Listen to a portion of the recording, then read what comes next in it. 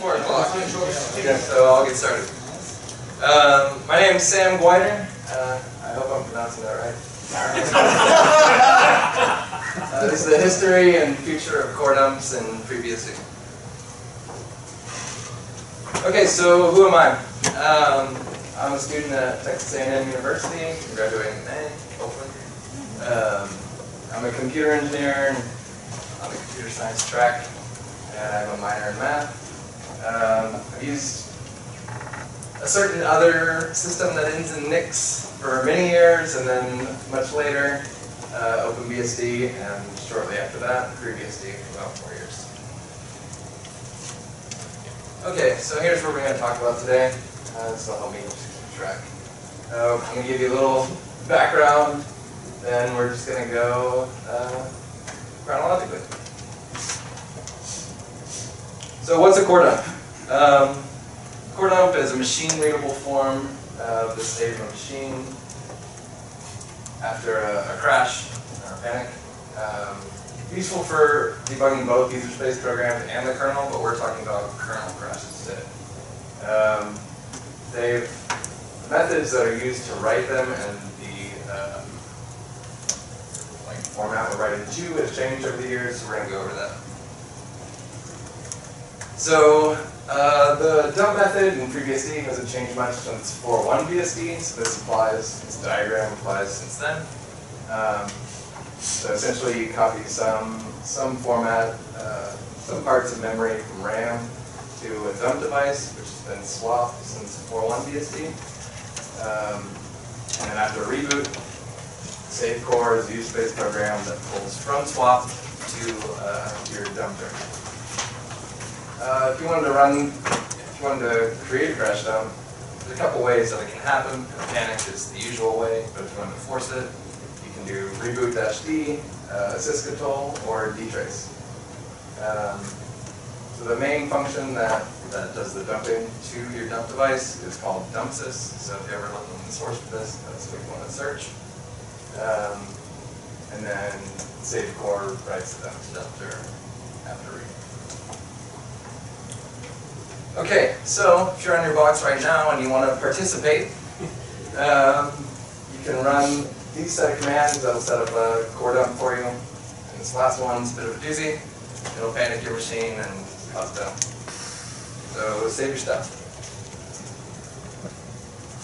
Okay, so that's some background. Now, the paper has a long appendix of everything that changed in the dump code since UNIX v6. But today we're just going to do a few timelines. So it essentially boils down to the odyssey of a function called doadump in UNIX 32B, C port to VAX, I guess. That's where doadump started, and it remains in the code till now. But the paper starts at crash 8 in 6th edition, which teaches you how to take a core dump in 6th edition Unix under PDP-11. And we end at FreeBSD 12 currents encrypted dump. So the paper's appendix has most in-depth history. I couldn't go over it here. It includes each architecture supported, and when it was added and when it was taken out. Feature changes and larger bug fixes. For even more depth than the paper provides, the paper's an exported org mode file. So all the notes are in there with the commits, emails between me and developers, all kinds of things. Okay, so the output format of core dumps has changed over time. Pre-Unix, they're printed with a line printer. Rod Grimes had something to say about that. He said it took over 2 hours to print a core dump. Not an experience I've ever had, but it was interesting. Unix started on magnetic tape. So in like P5, you would load address 44. You'd stop your machine, load address 44, and then you dump to magnetic tape. It's a bit of a pain, so you have to have a person to change out tapes. But that's how it was done until 04BSD, where they started dumping to swap. The latest change in like an output format would be the network, and even that is dotted because it's actually not upstream. Okay, there are a fair few number of core dump extensions. These dotted lines, like I said, are upstream. The solid ones are. So netdump, like I talked about, was first written at Duke in 2004. It applied to FreeBSD 4 about. But it was never upstreamed. It's still updated, but the only copy of that code that works, I know, is at Isilon. A big one is minidump. It's, as opposed to a full core dump, it's only the active kernel pages.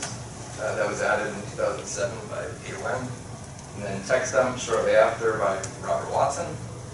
And after that, there's several others. There's a compressed dump patch on Fabricator. Encrypted dump was added last year.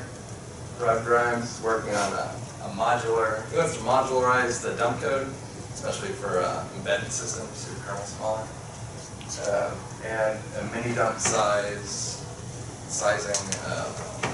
estimation kernel module that I've used in production, so that one's pretty useful. Okay, so we've done the past. Let's do the present. So we're going to go, this is the FreeBSD section, so we can go into more specifics. There's two main types of core dumps. The full contents of memory, which we can't really do anymore because people have hundreds of gigabytes of RAM. So P04B added mini dumps, which is just the active kernel pages in the early 2000s, 2006 I said. So that was great until you had even more RAM, and even that's hitting its limits now. There's a couple things inside of it. An info text file contains like metadata about your dump. Next is the core.txt, which is a bunch of command line utilities just run at the time of the crash. And then VM core is the core itself. Okay, so on your disk, after you run dump sys and you write to your swap partition, you end up with your core written to the end of the swap partition. So the code finds the end, figures out the size of your dump, jumps back to where it needs to, and then starts writing it.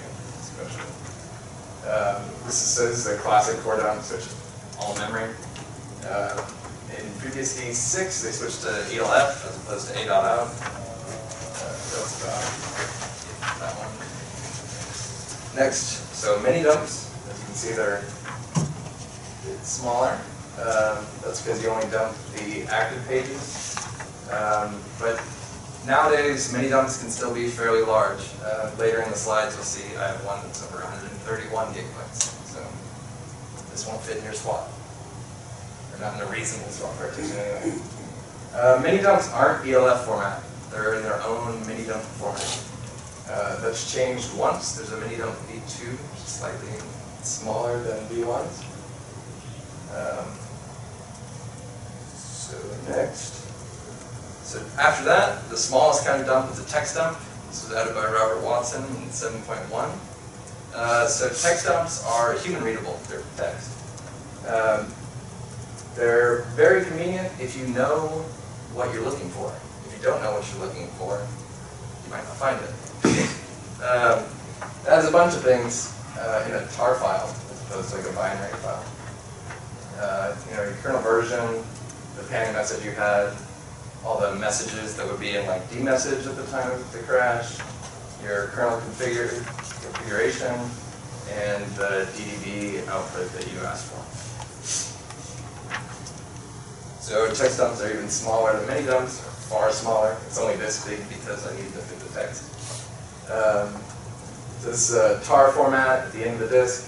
So it's a custom DDB scripting in lieu of like an actual dump. An interesting trivia bit about text dumps, they're written backwards. So you start at the end of the disk, you write backwards because the size of the dump is not known before you start writing. And then at the end, so it writes backwards and then it rewrites the trailer once it knows the size. So core dumps versus text dumps. Both of them are useful when crashes aren't predicted. So in production, operators can debug crashes offline, so you don't have to keep your production machines offline.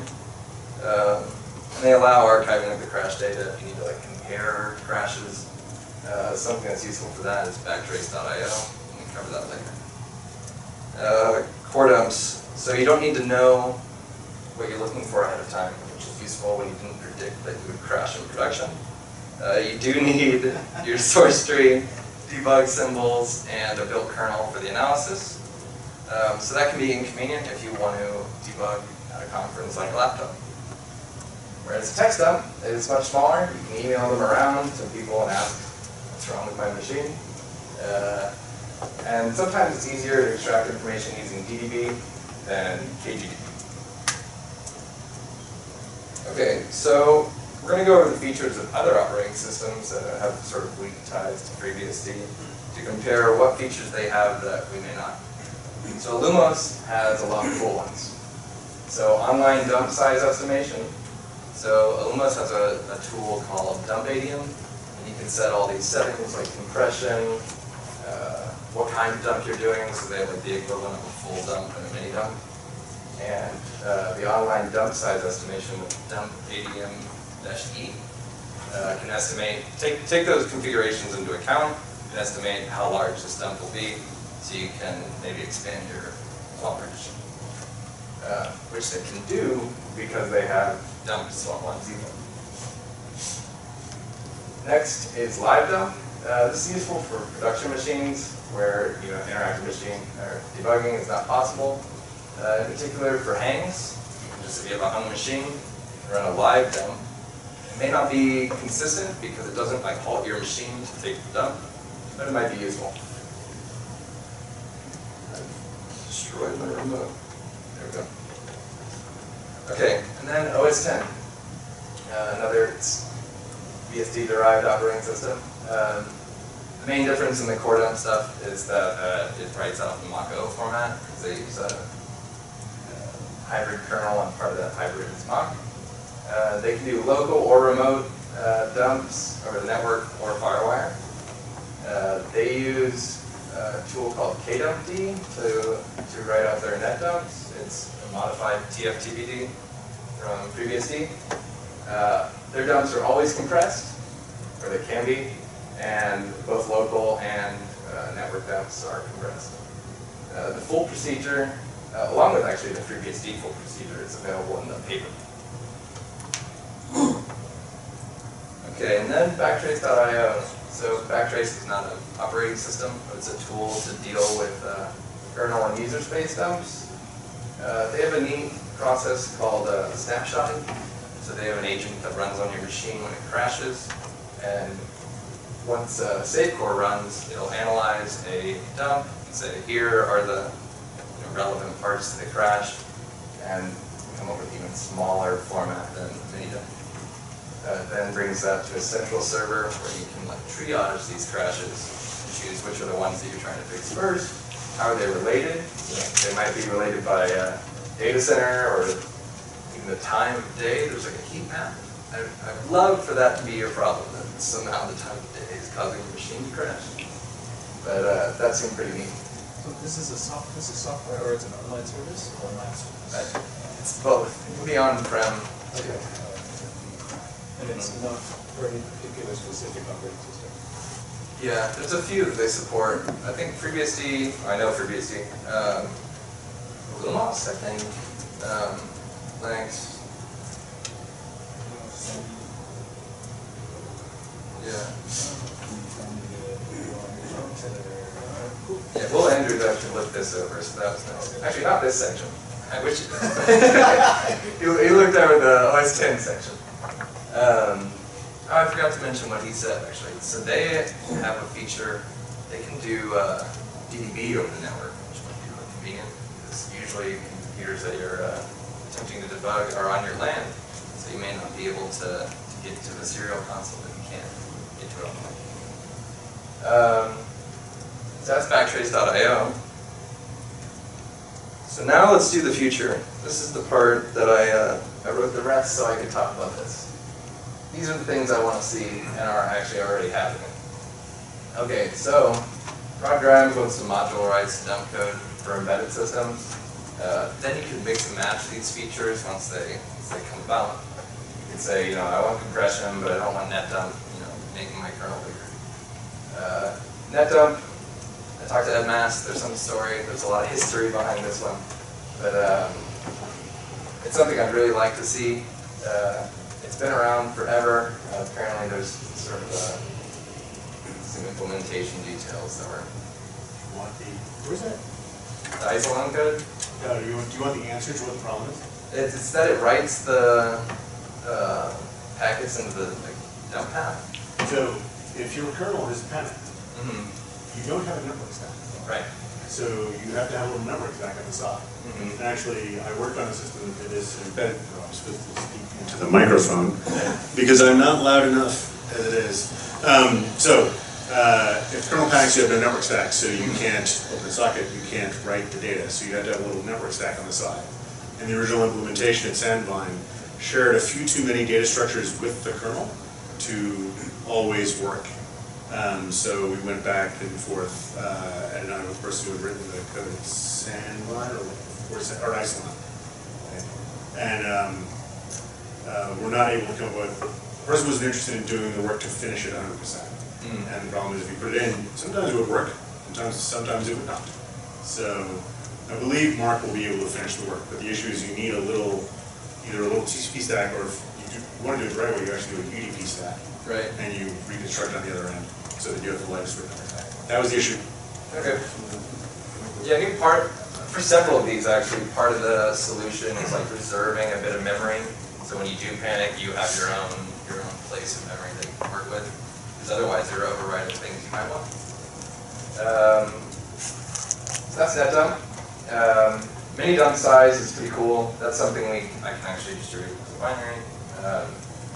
But it'll estimate the size of a mini dump if you were to dump right then. It's a kernel module. And then lastly is a compressed dump. There's patches in Fabricator for it. I was actually taking a look during the project updates. It's going to be kind of complicated to apply it again because the kernel dump code sort of has this cycle. It goes from machine-dependent code to machine-independent code. It kind of flows back and forth and moves fine. So that might be some work, but I don't think there's anything technical keeping it from working. It just interacts poorly with the encrypted dump code. Okay, so here's mini dump size. So here's the problem that started this whole thing. My dumps are far too large. We have 32 gigabyte swap partitions where I work, and we still can't take a mini dump. So I had to find out how large these things would be, since all I got was too big. It was bigger than 32 gigabytes. And there's no way we're ever gonna, partition 100, I don't know, 256 gigabyte swap partitions or something like that. How much RAM? A little bit less than 400 gigabytes. What's up? 300 gigabytes. Do you know off the top of your head? That's how much RAM I have in this room. Yeah. Yeah, I don't know if they're database machines running just tons of databases for some reason.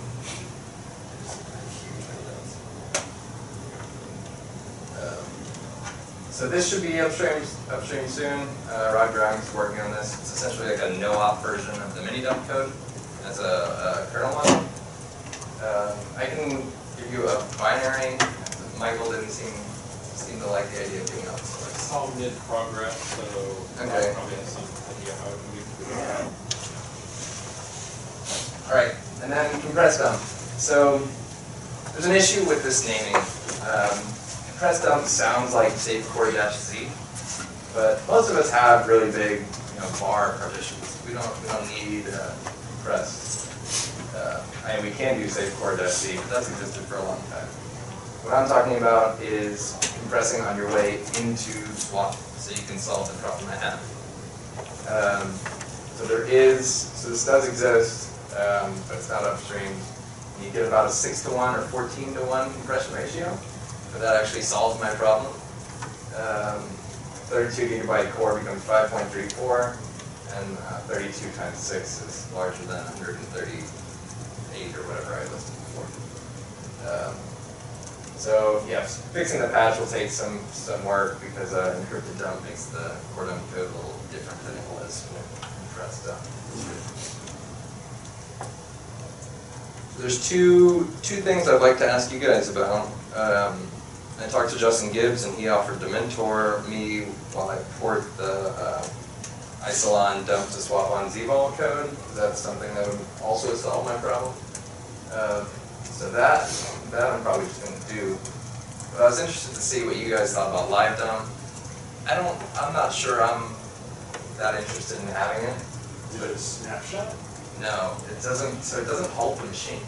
So it's like not consistent. I've never heard of anyone being like, oh, so I just did this and it fixed all my issues. You know, I figured it out using this kind of dump. It's like a Solaris feature. So it's on. I saw you got an OmniOS VM. It's save core-L, and it'll just dash capital L, and it'll just do a dump right there.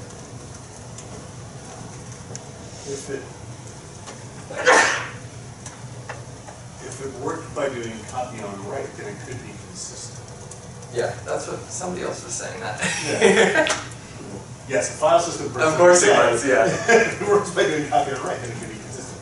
You could run out of memory if someone touched too many pages because you keep copying it before you copy it. Right. But yes, that's how I would do that. No, I'm not going to. No, I would encourage him to do it.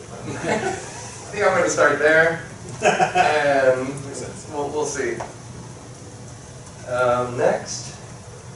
Okay, so if you're interested in these sort of things, and you're a masochist also, the paper version of this, the non-exported version, is an org mode file. If you're familiar with Emacs, you already love org mode. If you're not, you need to be. It's sort of markdown-like, but it has a bunch of other features. It has all of them. Yes. So there's lots of, like I mentioned before, there's lots of extra notes about almost every single version of Unix, starting at P5 is actually where this paper starts, but I didn't like the paragraph I wrote, so I didn't export it. So it starts at V5, it includes the code for each version all the way to somewhere in FreeBSD where I stopped copying and pasting the code. There's also a bonus email where Jordan Hubbard said this topic is extremely esoteric. The OS 10 code, he said he didn't know anyone who was familiar with it anymore. So I guess it's just me. Information on versions. Alright, so V5 is in there, even though I didn't talk too much about it today. And it includes notes on various levels of detail. Code is often included. Okay, so thanks to Deb Goodkin. I wouldn't be here if I didn't meet her at a Grace Hopper convention. Rod Grimes for helping me read PDP-11 assembly. Wait, is that a thank you?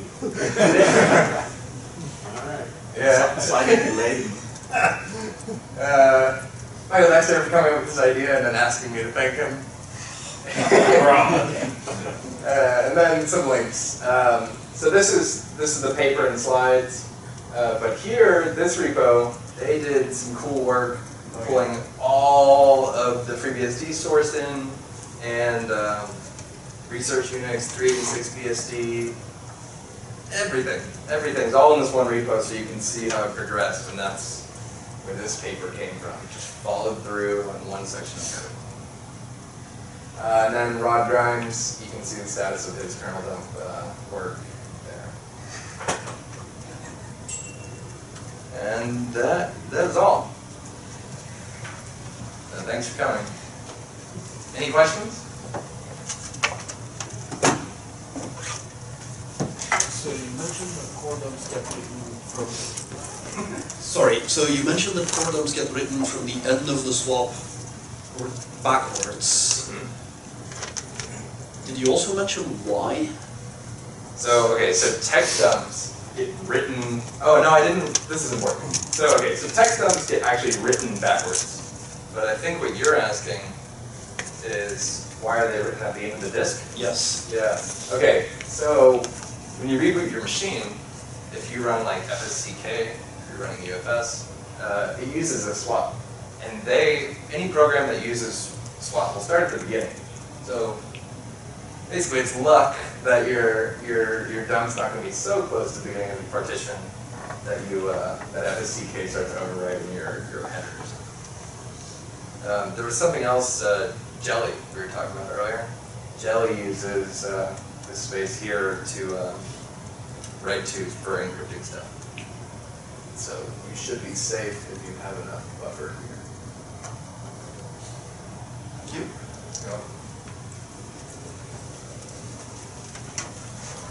Go ahead.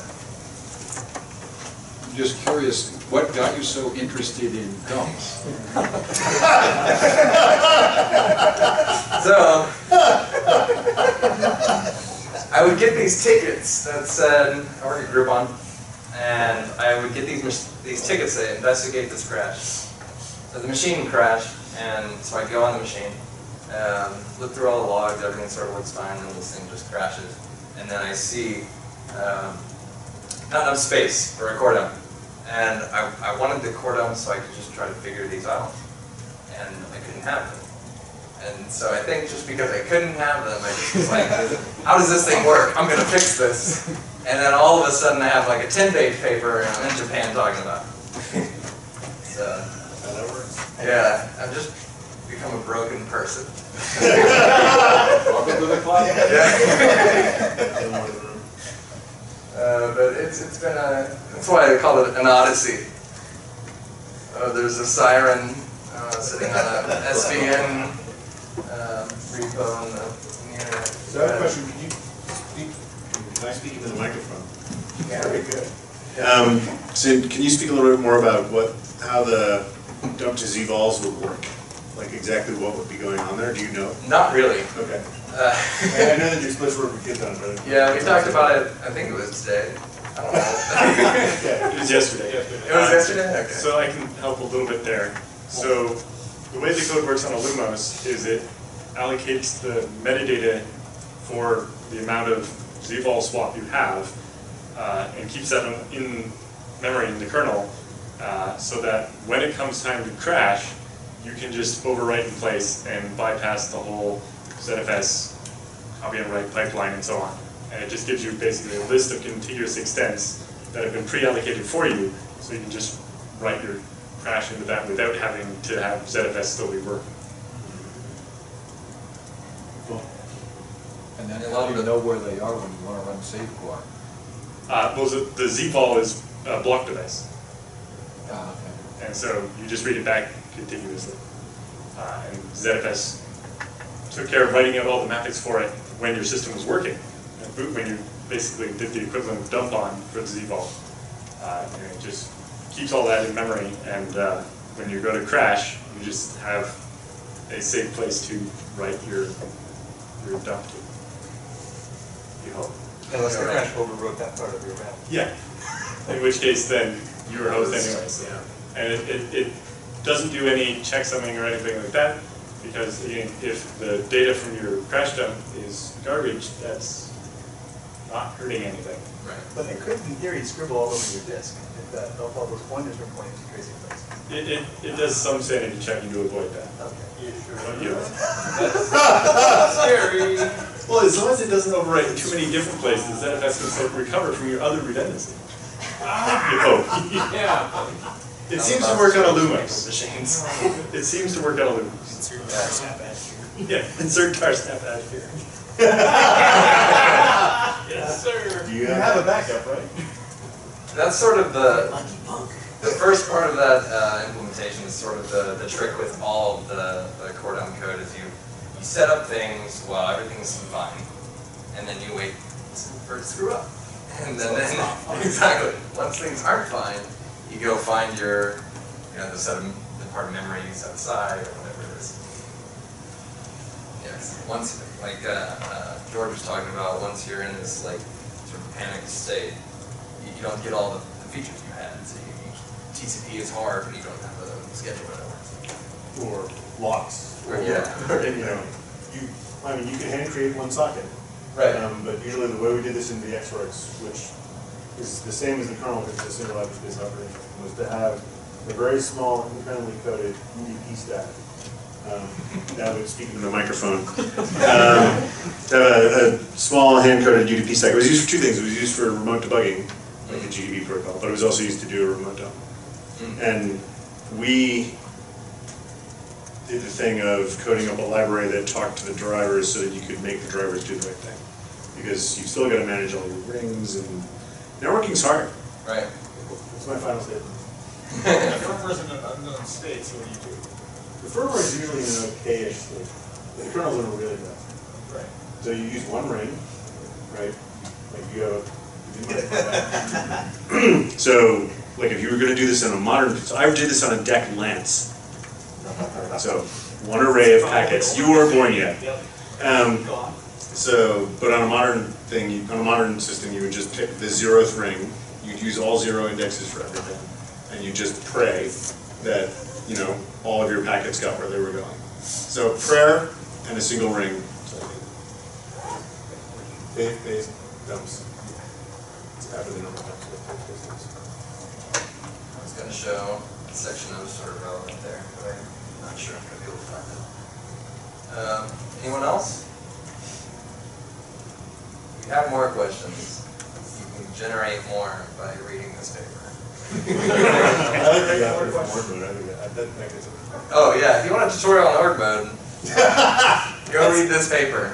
It is the longest org mode document I've ever written. It includes org babel where it evaluates code and does all kinds of things. So if I understand you correctly, you still have not managed to get a core dump. No, that's the real conclusion. The real conclusion is that they don't work yet, and I'm switching to text dumps. And that's it. But if this works, so we have swap on zval everywhere, and no, Mark Johnson's working on it. Mark J's working on it. Yeah, but once Mark Johnson gets that to work, I'll be very happy also. What's that? Do you need a microphone? Nope. No more mic for me. Do you know why your dumps are so big? That's another question. I think I need to look into it, but I think, so our sys controls are like all tuned to max. And I imagine one of those is just inflating my core dumps. Right, because like the ZFS data is already excluded. So Right. What is your memory full of? Yeah. What is your kernel full of?